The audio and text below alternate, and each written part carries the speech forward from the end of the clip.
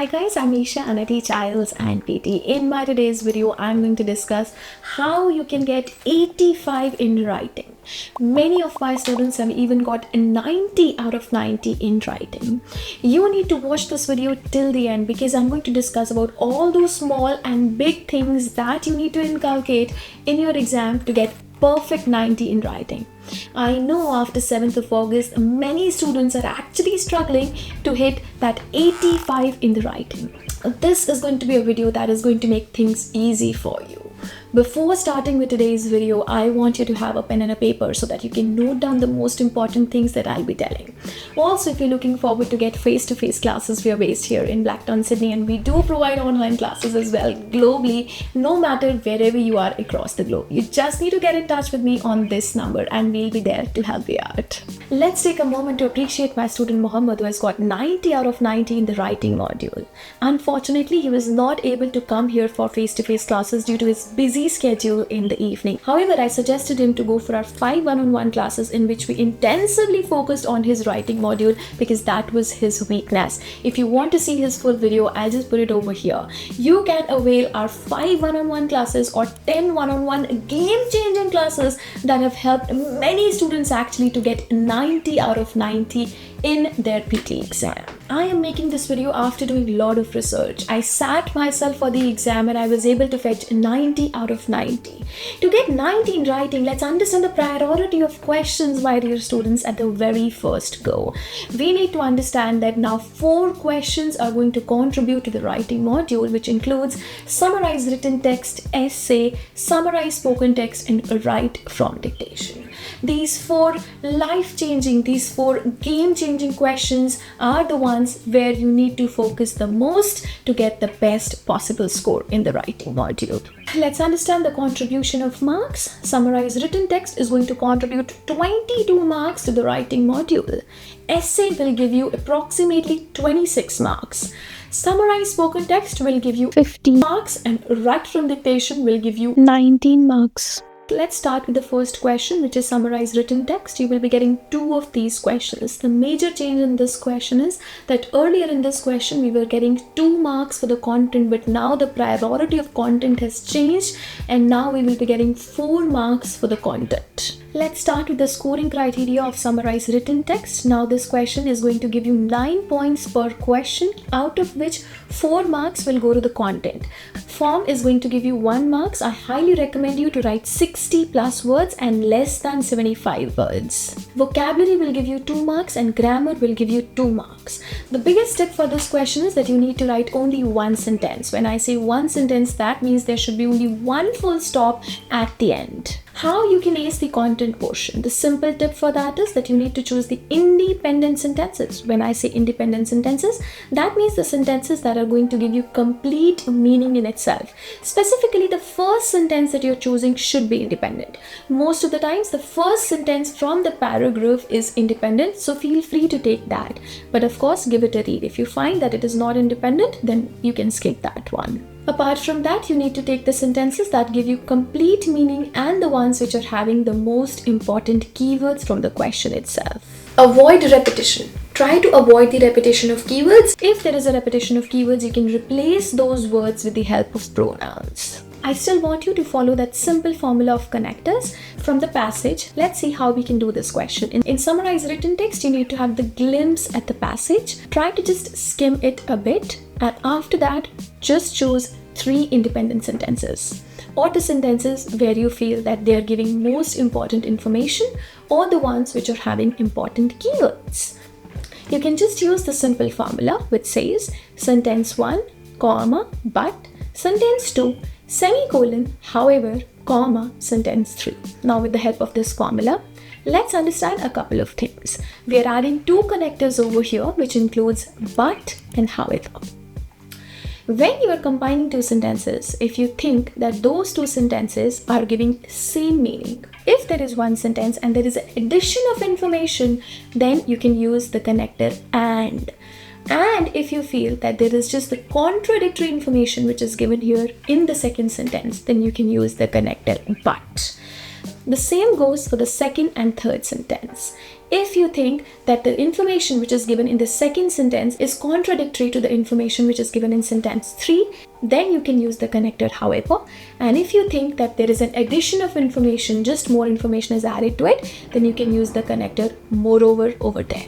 Now the question arises that what if after combining 3 sentences we are not able to cross 60 words? Then you can also combine 4 sentences with the help of the simple formula which says sentence 1, comma, but sentence 2, semicolon, however, comma, sentence 3, comma, and sentence 4, full stop. Remember, you just need to put one full stop which is at the end.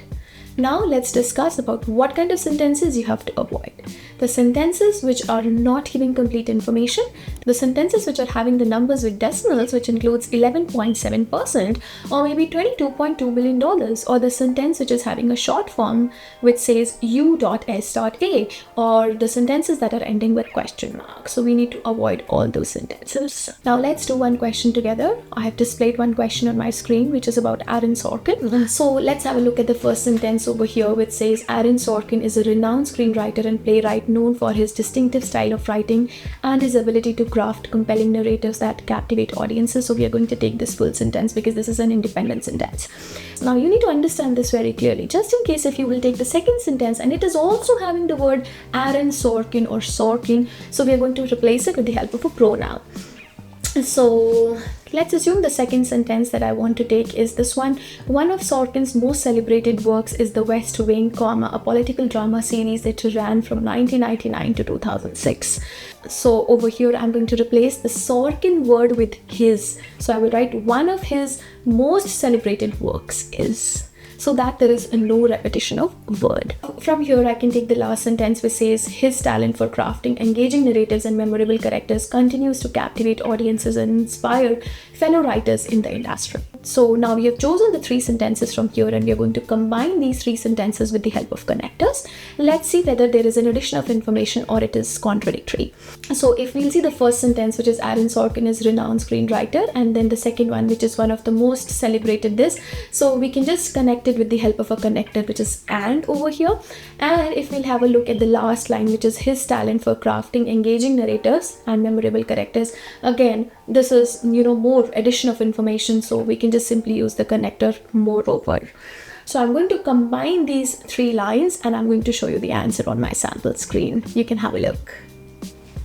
So now the question arises that after 7th of August, can we still use the same content from the text? Can we still use the same sentences? Yes, absolutely. There is no need to paraphrase. We can just simply change the words that are getting repeated again and again. Like for example, if there is a text which is about solar panels and in the second sentence also they are talking about solar panels, so you can just replace it by these panels, or with respect to the context you can change with the help of the pronouns he, she, this, that, those, we, these kinds of words. Just ensure that you're doing proofreading really well. I have seen students that they make so many typing errors or silly errors, while noting down the same things from the text. So utilize your complete 10 minutes. I want you to fetch full marks in this question. This is a super easy question. You just have to write the same things, and even if you're committing mistakes in copy pasting the same things, then you really need to improve that. Let's move ahead to the second mind-boggling question, which is going to contribute lots and lots of marks to the writing module, which is writing an essay.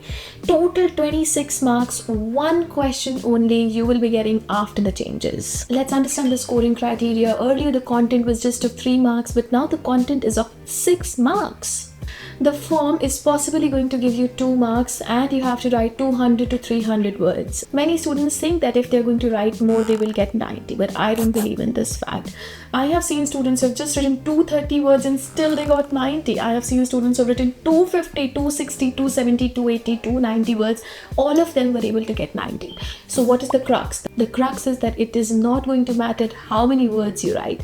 The relatability of the content that you're going to write is going to matter, is something that is going to fetch you a really good score. Vocabulary is going to give you 2 marks, grammar 2 marks, spellings 2 marks, linguistic range 6 marks, development, structure and coherence again 6 marks. You will get 20 minutes per question. There is no rollover time in this question. Utilize your complete 20 minutes in this question. I'm going to give you some tips how you can ace this question. I'm also going to show you one sample answer so that you can understand what you have to do to get a 90. To better explain you how you can get 26 out of 26 in writing, I'm going to take one sample question. We are going to attempt that question together. I'm going to show you how I have formed that sample answer in front of you guys so that you can get an idea. I will also attach some more samples once I finish. You know, many of my students have actually got this question, so I thought of doing this one with you guys. Now, let's understand what I have done over here. So as we can see the question over here, which says many education systems assess students' learning using formal written examinations. Those kinds of exams are a valid method. To what extent do you agree or disagree? Give examples with your own experience. Now, the things that are shown in yellow over here, they are the part of the structure, and the things which are not in yellow, I've just written that all by myself. Let's have a look. So I have written the statement that, and then I've taken from the question itself, many education systems assess students' learning using formal written examinations, and then I've written has been a subject of debate in recent times. Then again, the question part, those kinds of exams are a valid method. Those kinds of exams are a valid method. So you have to write the part of the question only with till full stop. You don't have to write the things with question marks. So you won't be writing to what extent do you agree like this. No, only the question statement till the full stop. I've written it as it is. If it is, if you think that it is not a part of a debate, and if you think that it is a sort of a discussion, then you can just write discussion over here, in my opinion. Now, from this line till this line, I call this as a thesis statement. So thesis statement basically means what you are going to write in your upcoming paragraphs in your body 1 and in your body 2. Now, when they're asking you to what extent do you agree or disagree, it means that either you can agree to it 100% or you can agree to it partially. If you think that you're going to partially agree or partially disagree, then this is the thesis statement. So you can write, in my opinion, formal written examinations. So this is the keyword. Now this keyword, formal written examinations, whenever you are having a question in front of you, always try to find out the keyword. Keyword is a word where the complete question is revolving. So this complete question is about formal written examinations. So I'm going to write, in my opinion, formal written examinations are partially. When I say partially, that means in my upcoming paragraphs, I'm going to write one body paragraph a positive and another body paragraph will be negative. So I've written are partially a valid method of assessment, and then from the structure itself, I have taken and the explanation of the same will be given in the upcoming paragraphs. If you want to write both your paragraphs positive or both your paragraphs negative, then you can use the word completely over here. Then you don't have to write partially, then you can write completely. Let's understand this thesis statement. If you think that the essay is about problem solution, so you can write this essay will discuss about the problems. When I say that, what I'm trying to say that if in your upcoming body paragraph 1 and body paragraph 2, you are going to talk about positive and negatives, then your thesis statement should display that. If in your upcoming paragraphs, you're going to discuss about problems and solutions, then your thesis statement needs to tell that. If the question is about agree or disagree, then your thesis statement should definitely clarify that in the upcoming paragraphs, whether you're going to completely agree or you're going to completely disagree. I know that this can be a little bit confusing for you. If you want me to make a full-fledged video just on the essay, please let me know. I can do that as well for you. Now let's move ahead to body paragraph 1. Like I've already told you that I'll be writing this essay partially, that means 70-30. I'm going to talk about positive as well as negative points. To start with the first paragraph, I've written over here, on one hand, proponents may point out that one of the most significant benefits of formal written examinations is. So you can learn this structure as it is. You can learn, on one hand, proponents may point out that one of the most significant benefits of, and then the keyword is, then now we are going to mention 2 reasons in one line only. Understand this very clearly. I'm going to mention 2 reasons in one line because I'm going to make a complex structure over here. Once again, I want to tell you the things that I'm teaching you in this video are with respect to 85 in writing. So now we are going to make a complex structure. Like I said, I'll be mentioning 2 proper reasons that why formal examinations should be there. So the first reason over here that I've mentioned is that the most significant benefits of formal written examinations is that it is not only a standard way of assessing the student's knowledge and understanding of a particular subject, but also assists students to learn about skills such as time management, critical thinking, and problem solving. So I have mentioned 2 reasons in one sentence only, and I have made it a complex structure. I ask all my students to write at least one line with a not only and but also. So this is the one complete sentence that I've written over here with not only but also, and I have written that it is not only a standard way of assessing the student's knowledge and understanding of a particular subject, but also assist students to learn about skills such as time management, critical thinking, and problem solving. Ensure that the essay that you're writing in body paragraph 1 and body paragraph 2, you are writing one reason, one explanation, and one example.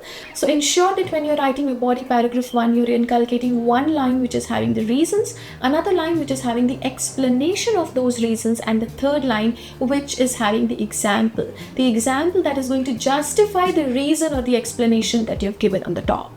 Let's have a look at the explanation that I have written. So I have written, as it is an objective measure to judge students, therefore the chances of biasness will be reduced. One more thing I want to discuss over here. It's not at all necessary to really include high-end vocabulary or fancy words. Even if you're writing simple things, easy things, but the relatable things, the software will give you a score. The catch is, I have seen students that they try to inculcate 3, 4, 5 reasons, and they think that, oh, we are writing so much of content, we'll be able to get a good score. But that's not true. Even if you write 1 or 2 reasons, but you need to give proper explanation of that one reason or 2 reasons that you have mentioned. That means you have to give the justification of the reasons in your explanation line.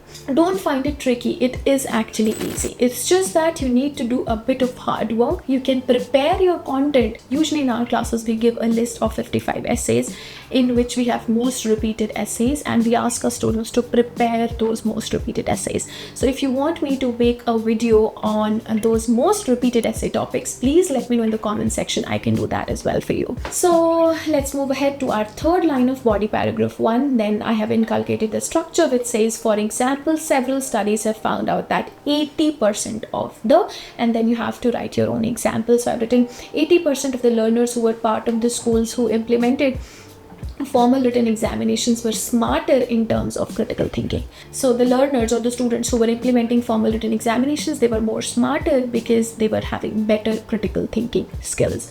So that was my first paragraph. First paragraph only having 3 lines, 1 line for reason, 1 for explanation, 1 for example. It should be fine. Let's move ahead to the body paragraph 2. Now, since I'm going to write about negative aspects, that's why the structure is starting from the connector of opposition, which says, on the other hand, there are numerous arguments in favor of my stance. One of the most preponderant ones is that. Over here, now again, I'm going to give 1 reason, 1 explanation, 1 example.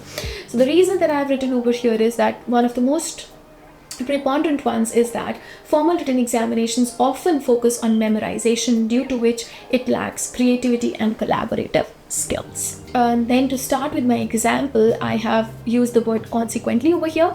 Consequently, students have to rely on rote learning due to which they might have exam anxiety, which can further lead to stress related issues. This is the explanation.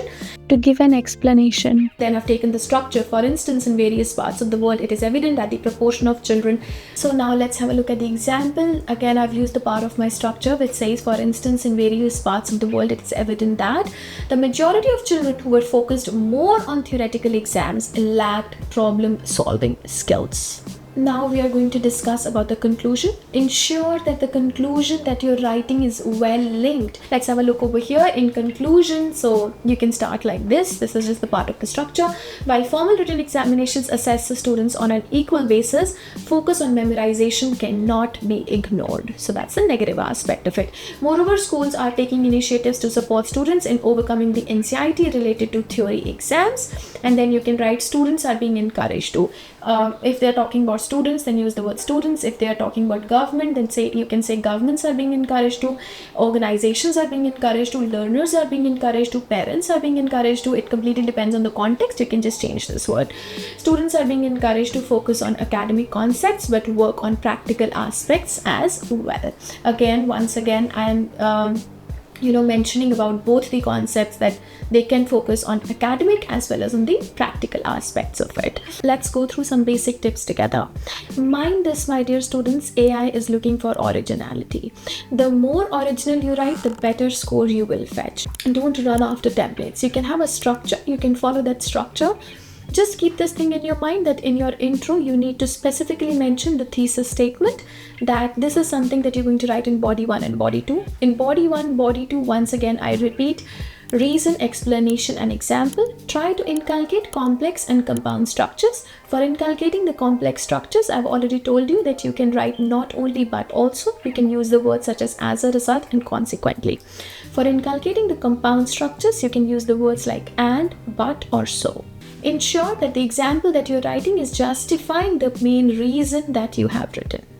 And at the end, your conclusion should be well linked. Don't write something that you haven't written before or something that is not gelling well to your body 1 and to your body 2.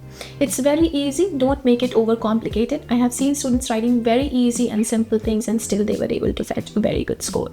I'm going to put 2 sample answers over here just in case. If you wish to take a screenshot, feel free to do so. If you have more questions with respect to essay writing, please ask me in the comment section. I'll definitely answer those questions. Now we are going to move on to the next question, which is summarize spoken text. It is a crucial question again. It is going to contribute 15 number of marks to your writing module.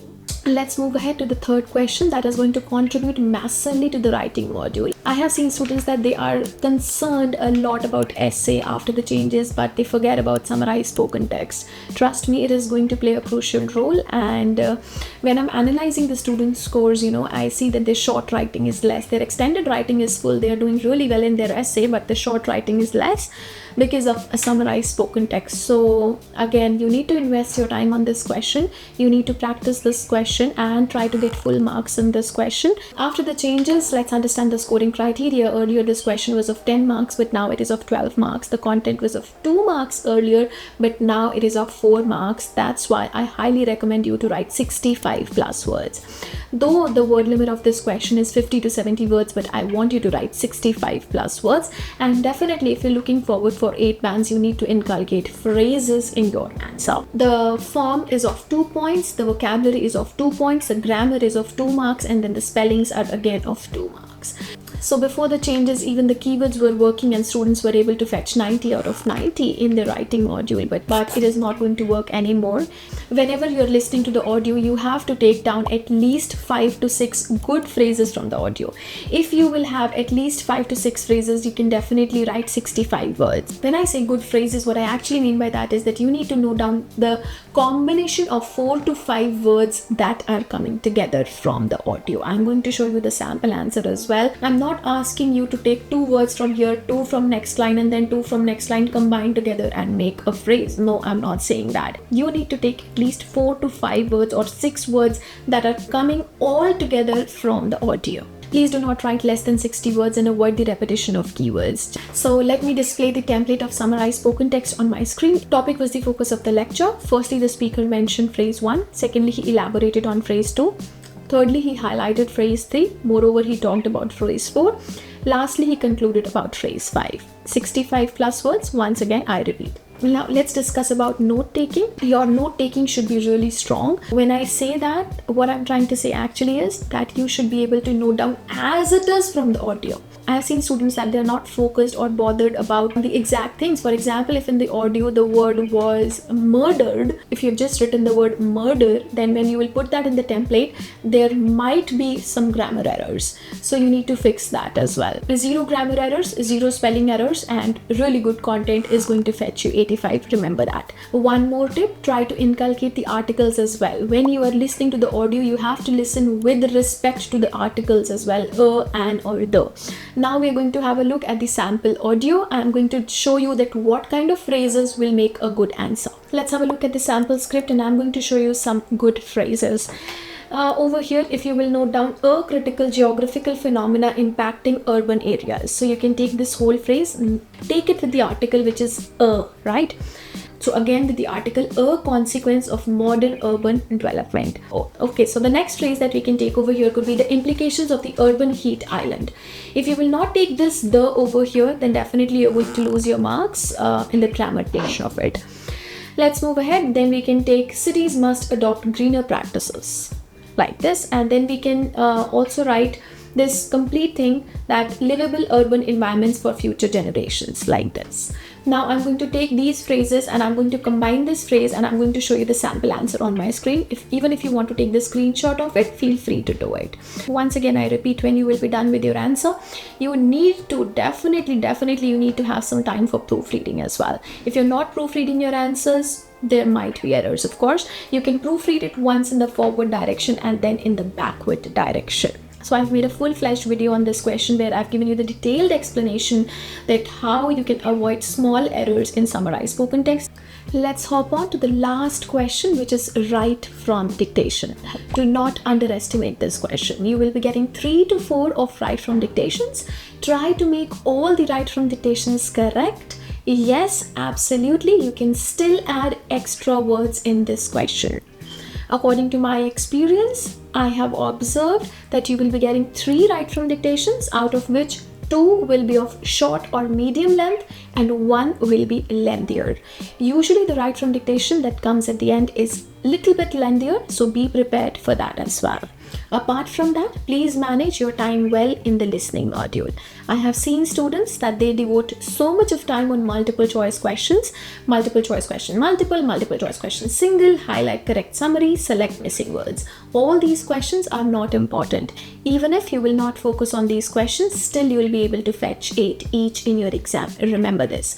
You need to have at the end at least 7 to 9 minutes ideally to finish your write from dictation questions. Again, it depends on you. Some students are able to do well when they note down the write from dictation answer in their notebook first and then they, type the same thing. And some people, they just directly type the same thing on their screen.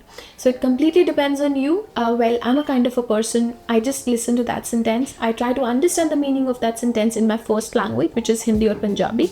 If I understand the meaning of that sentence, I'm able to remember that for a longer duration. I'm able to remember it for like a couple of seconds, like 10 seconds or so. If I just listen to that sentence, if I'll not understand the meaning, then I'm just able to remember it hardly for 3 seconds or so. So I understand the meaning of it and then I just keep on repeating that same sentence in my mouth again and again. For example, the sentence was, cities are overcrowded these days. Then I'll just keep on saying, cities are overcrowded these days, cities are overcrowded these days, cities are overcrowded. So I keep on repeating that same sentence till the time I'm just typing that same sentence. Don't worry about the spellings when you're writing it in the first go, because otherwise you will forget if you will worry about the spellings as well. Just type it and then you can just correct your mistakes, rectify your spellings once you have typed the whole sentence on your screen. So that's the approach that I follow. Remember, for getting 85 in writing, write from dictations, they are going to play a crucial role. So you can even use our prediction files. We just keep on uploading the videos of prediction files of write from dictation. I'll put the one in the month of October over here, so you can go to that video. Write from dictations are mostly repetitive, many students, they just come and tell me that, oh ma'am, we already did it.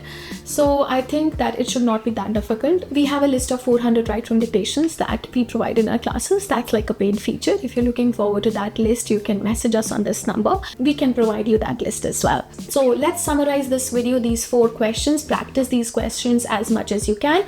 Work on your small mistakes like your typing errors, silly spacing errors sometimes, and small spelling mistakes, your grammar mistakes and stuff like that.